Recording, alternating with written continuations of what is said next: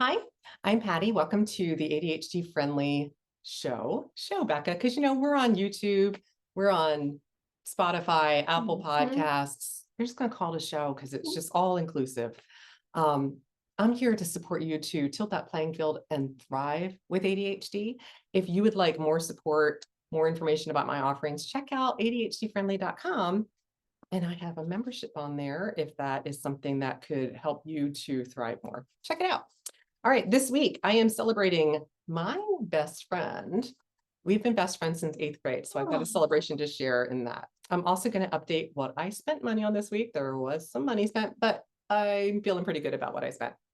I am also going to share some quick tips on building what I'm calling a healthy, and this was an article I read, so it's not my term, social biome. Ooh. I know it sounds very fancy, but it's a really interesting way of approaching social kind of connections and skills.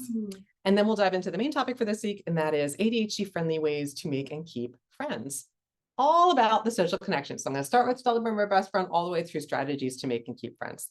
At the end, as I always do, I will highlight my book of the week and a little quote to send you on your way.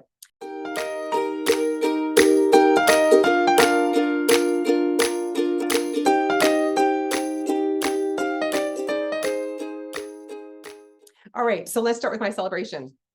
My best friend Lisa and I have been best friends since the summer after 7th grade. We both moved from the Northeast. We did not know each other. Yeah. She's from Maryland. I'm from New Jersey. We moved down to South Florida, West Palm Beach. Both had gone to Catholic school all of our lives to that point, and both were thrust into public middle school for 8th grade. Oh my gosh. And it was jarring. Yeah.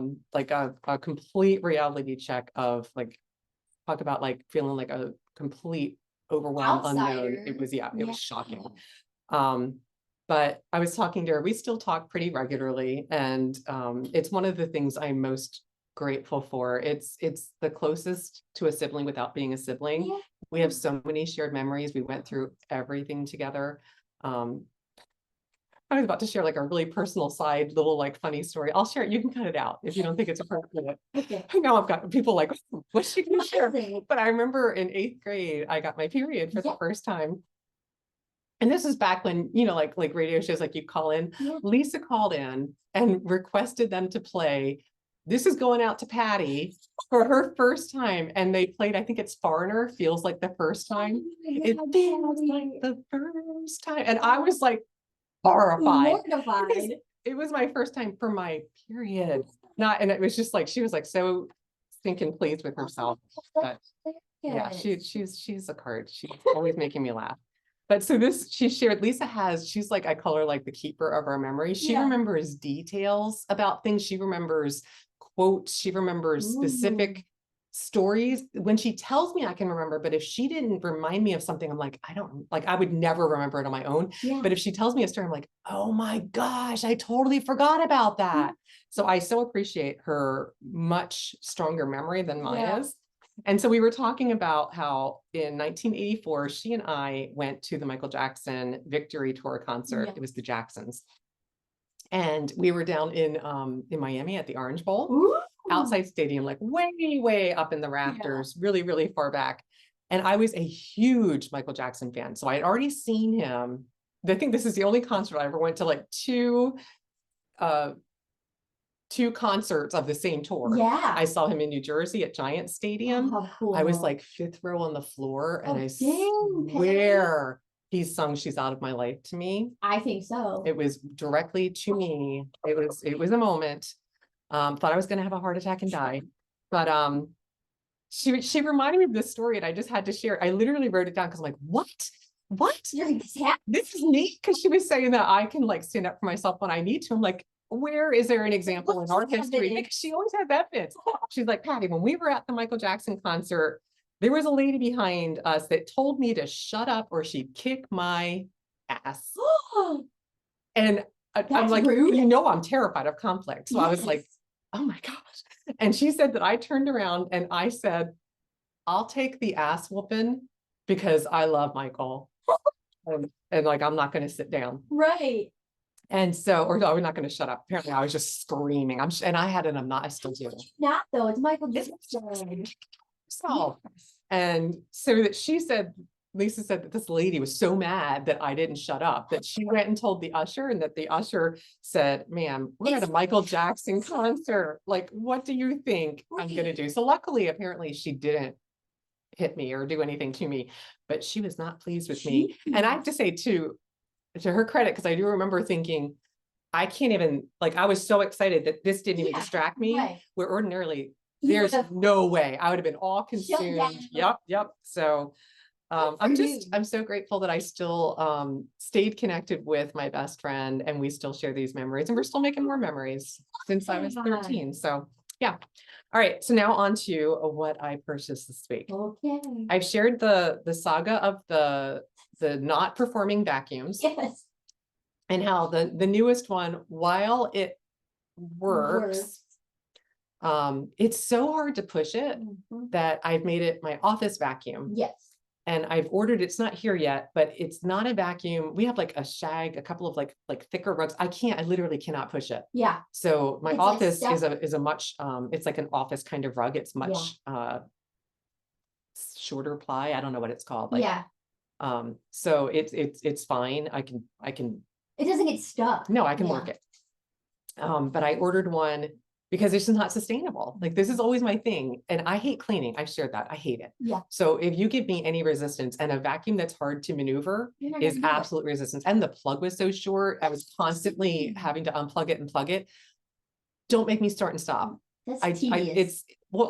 We have such a hard time starting that I need to keep going. Yeah. If you break my momentum, I have such a hard time. And I know it to anybody neurotypical, if you're listening, I know this probably doesn't make sense to you, but you asked me to unplug it and walk over and find. And that's the other thing. I have so many things plugged in. I'm constantly like, and my brain doesn't remember where's the plug, because I'm not used to having to unplug and plug in. So I'm like, it's just not sustainable. Yeah. So I ordered another one from Costco. It was on sale for $70 off, but it was $280. Oh. But I'm getting my Costco rebate. So that's going towards it. I hate when my rebate has to go towards something that isn't, but it is kind of sparkly because it's going to make it easier to keep up with the dog hair again. So there it is. All right. Now on to my tip for this week. And again, this is episode 177. I don't know if I've said that already. It's 177. Crazy. All right. So my tip is to have one meaningful social interaction a day. Oh. That's it. And this comes from research that a recent Vox article shared, that they had a study that showed that people who have more social interactions over the course of 4 weeks had greater well-being scores. Oh. And they also said just one quality conversation with a friend each day can improve your mental health. One. That's easy. One. So I'm like, okay. This goes back to a tool that I talked about a while ago, and I talk about this with my clients. I've shared, I love menus, the idea of a visual way to remember. So I like a friend menu or a connections menu where you can have a list of who are you comfortable texting? Who would you like to get on a phone call with? Who would you FaceTime or video call with? Who would you meet with in person? Who do you like to talk about, your difficulties with? Because we have friends in different levels, right? We think about like who's in my inner circle, who's in just the circle right outside. Remembering that when you have ADHD is key to make those connections easier, so we have less friction getting in the way.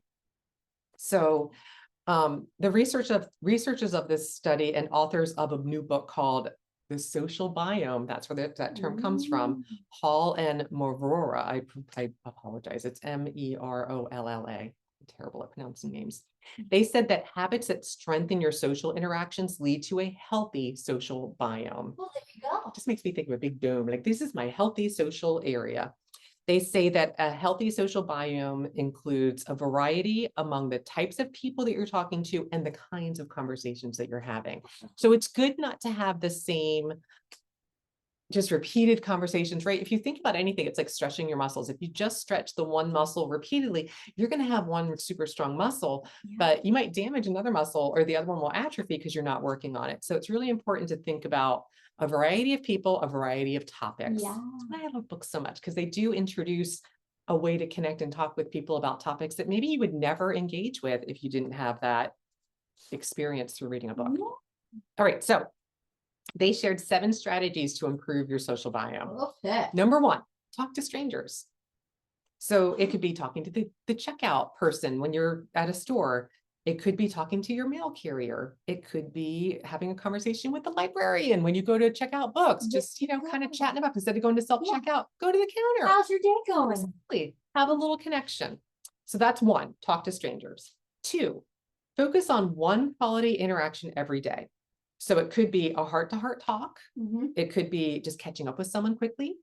And it doesn't mean that you have to have an hour conversation. Yeah. Like my best friend and I, who had nearly a 3-hour call last night. Dang. My husband texted and he was like, he was at a conference and he was like, hey, oh no, he called and I texted him. I said, sorry, on a call with Lisa. And he was like,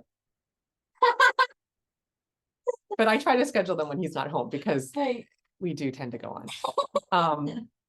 It could also be just quality interaction, could be expressing affection, just letting somebody know that you love them and having that moment maybe of just connection.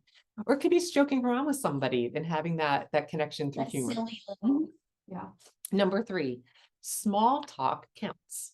Now, I know a lot of people with ADHD, we struggle with small talk. It's kind of boring, mind-numbing. We're not typically very good at it. But think about this in terms of like chatting with coworkers. Again, the more we do things, the more we strengthen our ability to do it. So study shows that people hate small talk. So it's not just those with ADHD, but it actually can have an impact on having better days when you engage in it. So research literally shows if you engage in small talk, it leads to more positive days. Aww. So I'm like, that's motivating because I also hate small talk, but the idea of it improving my overall outlook for the day, I'm all for it. Number 4, discuss a diverse range of topics with a diverse range of people. So that's that whole, right? Like not just everybody that thinks exactly along the lines of you and that's all you're going to talk about. So for range of people, it could be strangers, acquaintances, close friends, or family members. So just thinking about getting connections with lots of different people. And then for topics, it could just be allowing yourself to engage in different perspectives. So for me, a book club is the easiest way to do that because I can listen and observe, and I can also jump in when I want to, but I don't feel the pressure to agree or disagree. Because it's not just me and one other person. So sometimes that's a more comfortable environment to hear different perspectives. The knit group does that for me too, because there's more than me just there. So if I'm not quite sure about something, or even if I don't agree, I can listen. Or if it shares a perspective, often I will be able to take it in and even sometimes shift my perspective or change it based on new information because I was allowed to listen to it. And it just works better for me if I'm not expected to jump in. I might have something, or I might have a question, and depending on how safe I feel or how comfortable I feel asking it, I can. But again, it just depends on who I'm having a conversation with. Number 5, make and keep your plans. This is so, I'm going to really tie this to ADHD. Really, really hard because we can have a real challenge around social skills and being able to follow through with our commitments. So this is really critical though. So they say, and this is a quote, making the choice to be social is difficult. Having plans scheduled and sticking to them is crucial. So for example, I've shared before, like I am much better at setting an ongoing repeat, like first Friday coffee with a friend call, or in person, get together, having a standing time. I talked to a friend in Boston on Wednesday evenings after knit group, every month. So it's like, it's not every single week. Some people it is every week. It's just finding a way to get it on the calendar and make it repeat so that you're not having to decide. That's how I've been able to stay in contact with people after we've moved around a few times. So the only way I can keep in contact with people is having a regular routine to do it as much as possible.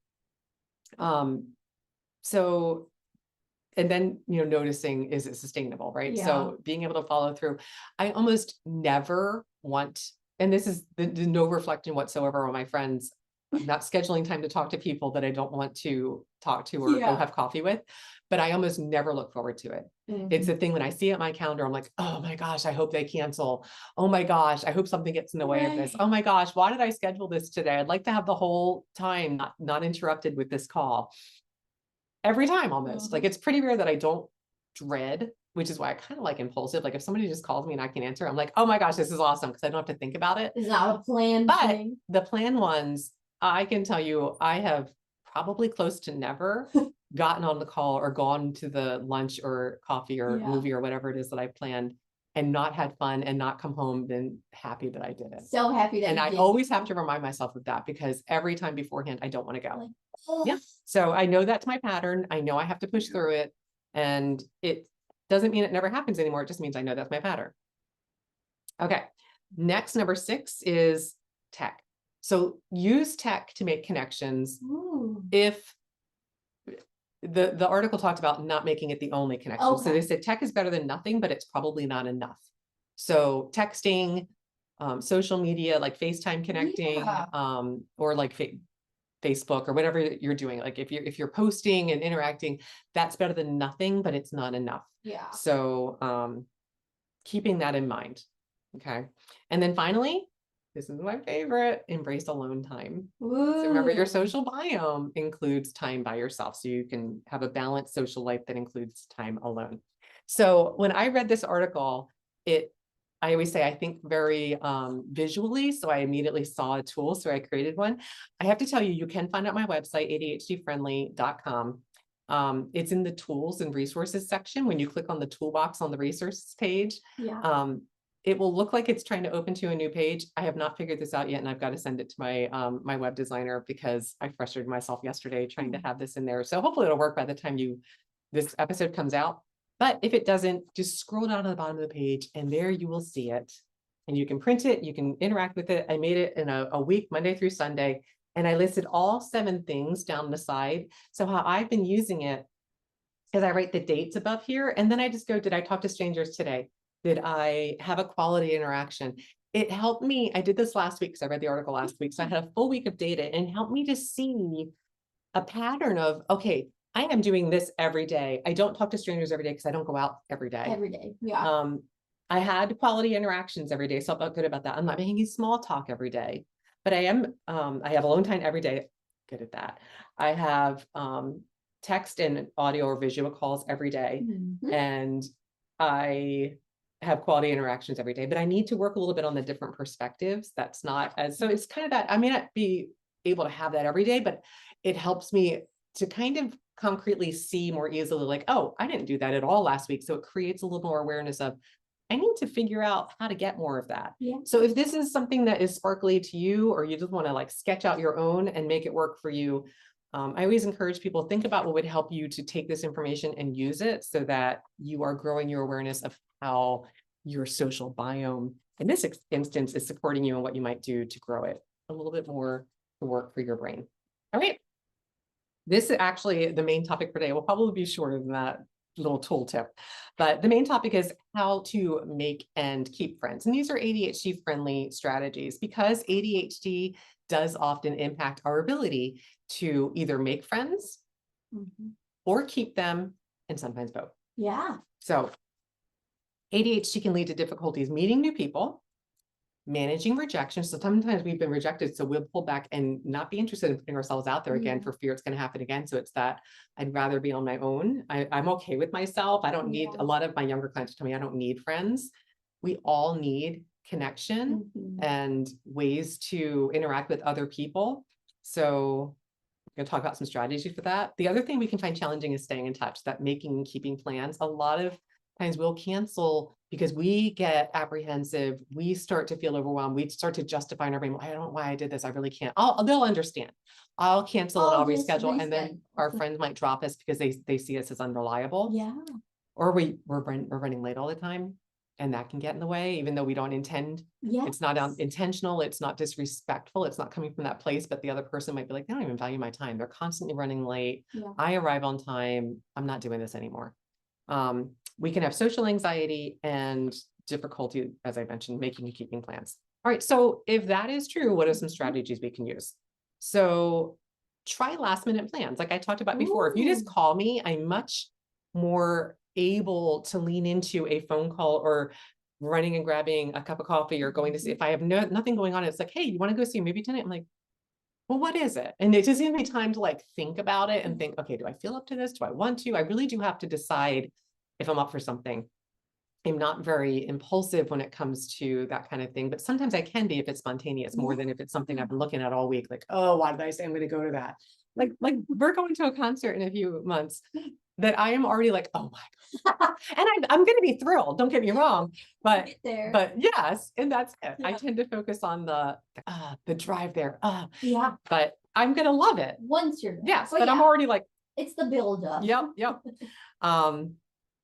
Schedule regular calls and meetings, like I mentioned before. Just have them on your calendar ongoing, so you don't have to decide. You don't have to look at your calendar and try to figure out, when could I do this? It's always easier, I find, to move it if it's already scheduled than to start from scratch with nothing scheduled and get something on the calendar. So just a standing appointment. And if you need to change it, my friend and I do this all the time. The one that I said I have a Wednesday evening call with, if she can't make it or I can't make it, it's so easy for us to say, same time next week, would that work? Yes. And then once we move it, we tend to hold it after that, but we're very understanding. Again, she and I have been friends since we started our first year of teaching together. So we've been friends since, way back my first year of marriage. So it was like, I still was pretty much a kid.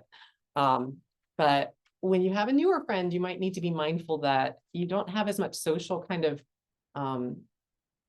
bank, if you will, like you haven't built up enough of that. So we need to be mindful of really trying to honor the commitments we're making so that we have a little built up if we do need to cancel at some point and it's not going to impact the friendship. Okay. Maybe just texting a quick hello when you think of them is a way to connect. So you don't have time for a phone call. You're like, oh, I haven't seen them in forever. I really do need to go visit. We tend to do the all or nothing here. So if you're just thinking of them, maybe just texting and saying, oh my gosh, I just saw this thing that made me think of you. Just wanted you to let you know that, I miss let's catch up sometime or whatever it is.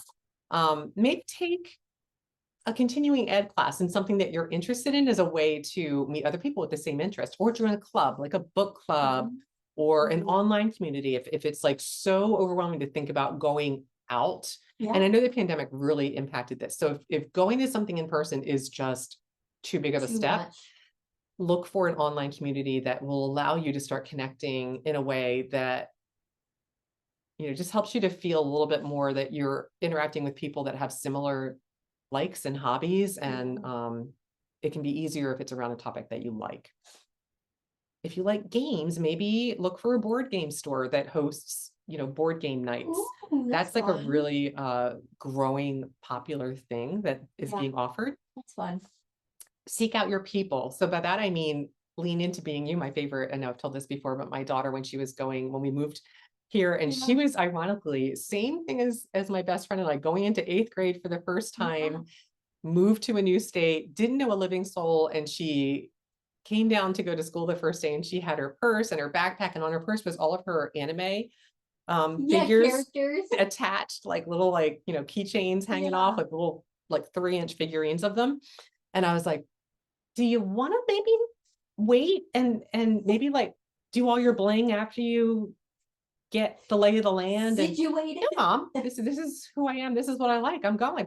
Well, she attracted her people to her that liked the same things. And it was one of those mom lessons where I was like, you just need to shut up and let her be her. Yeah. She's like, so, but if you seek out your people, they're more likely to accept you as you are, because they're probably going to have similar likes, or maybe even if you're a little quirky, maybe they're a little quirky.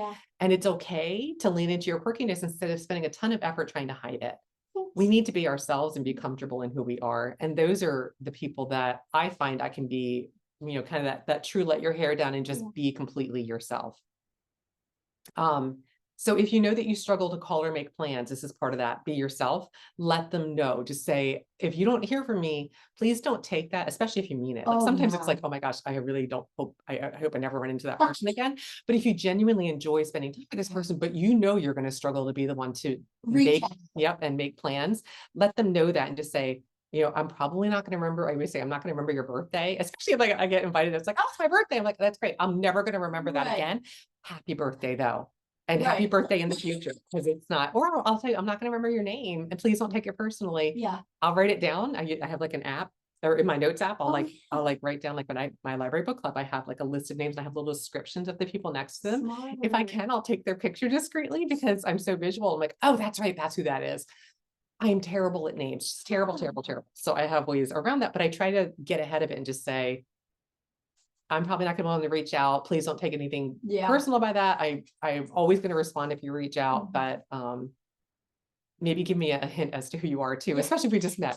Like, hey, I'm so-and-so's mom, or hey, we met at book club. And you're like, oh. And we talked about going to coffee. I'm like, oh, yes, love that. Otherwise, I'm like, I think it's one of those spam texts, and I've done that. I've deleted them, and I'm like, I don't know this. I don't know who this person is.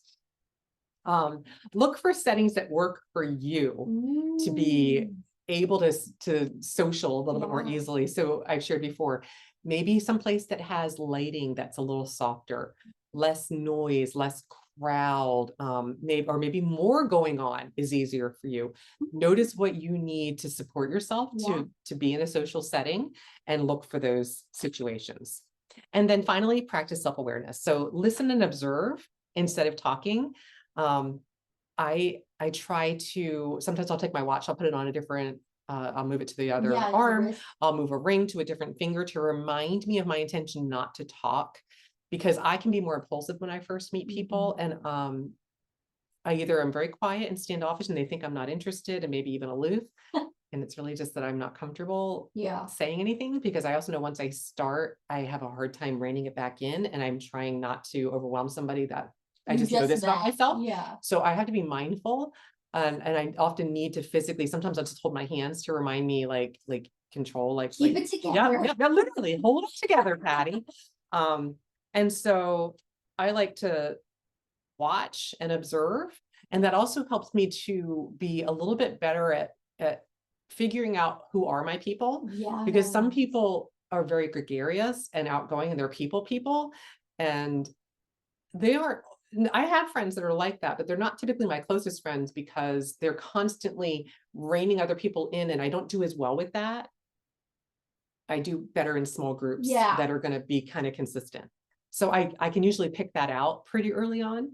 And also, if you're like not very kind to people, I'm like, okay, this is never going to work. We're not gonna, no. I agree with that. So pay attention to details, stay curious. And if you're not sure, maybe you'll start, I like to play a game where I predict, like if there's like a conversation and people are talking about things, I'm like, ooh, I wonder what they're going to say to that. And then I just try to guess, like, I wonder if they're going to agree, or I wonder if they're going to disagree. It just keeps me from maybe oversharing. And also focused on the conversation. Exactly. So that I'm supporting myself instead of getting in my way. All right. That's it for that. Again, this is episode 177. If you have any thoughts around building a social biome or tips to make and keep friends with ADHD, please post in this episode's comments. We all learn from each other, and I love reading anything that has worked for you or hasn't worked. If there's like a funny little story to share, we can also learn from mistakes we've made. Definitely. All right, so the book for this week is called More or Less Maddy. It is by Lisa Genova. Ooh.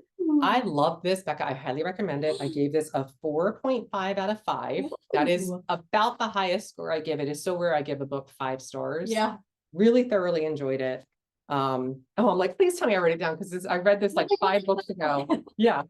Okay, so this is about Maddy Banks. Oh, I love this. Okay, so Maddy is a freshman at NYU, and between school, exams, and navigating life in the city, she had a recent breakup, and she's feeling overwhelmed. But it also doesn't help that she feels like the odd one out in a group setting. So she struggles to find her way with going on an antidepressant, because she begins to like really struggle. And as she begins to feel really good, she goes into a manic stage. It kind of triggers, which I don't know if this is true or not, but in the book, it triggers a manic episode, and then she gets diagnosed with bipolar. Oh my God. It is it's not an easy book to read. I'm not going to lie. It kind of reminds me a bit of the Destroy This House book I recommended a couple of weeks ago.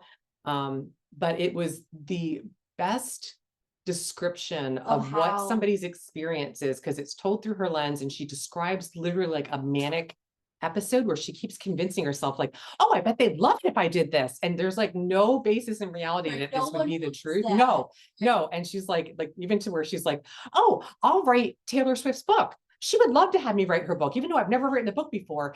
And it's like, oh my gosh. But it starts small, and it kind of like, and she just keeps convincing herself that she's right. And she reads into things that aren't necessarily there, or it wasn't what was intended, but she takes it that way and takes it as like the absolute truth. And so I found it really very interesting. And I recommend it if it sounds like something that would be interesting to you. Okay, now my quote of the week. This is from Charles Schulz, the creator of Peanuts, my favorite. And he says, this is about friendship. He says, just thinking about a friend makes you want to do a happy dance because a friend is someone who loves you in spite of your faults. Aww. So I just want to say, Lisa, if you're listening to this, thanks for being my best friend for the majority of our lives. And I really never take you for granted. So stinking grateful for you. This episode is dedicated to you, my friend. All right, that's it for episode 177. Until next time, tally ho.